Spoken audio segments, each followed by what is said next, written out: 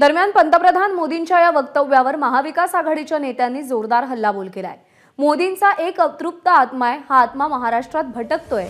भुताटकीच्या वक्तव्याने महाराष्ट्र जुमानत नाही अशी टीका ठाकरे गटाचे खासदार संजय राऊत यांनी केली आहे। त्यांच्या या टीकेला भाजपचे आमदार नितेश राणेंनी प्रत्युत्तर दिलंय। पाहूया। बोलणे भटकते आत्मे आहेत ते सगळे।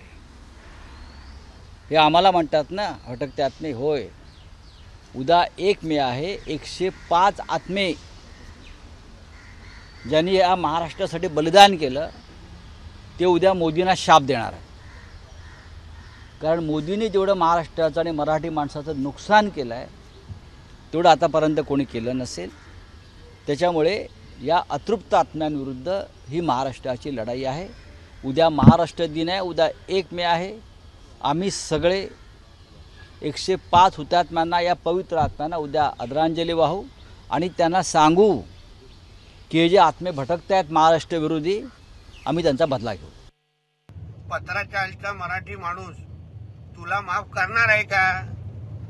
तिकडला मराठी माणसाचा आत्मा तू कधी शांत करणार? कारण का तुझ्याचमुळे त्याला बेघर होण्याची वेळ आलेली आहे। ती मराठी माणसं नव्हती का?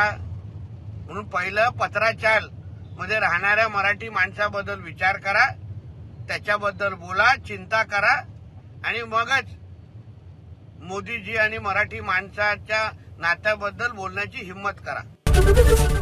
एबीपी माझा, उघडा डोळे बघा नीट।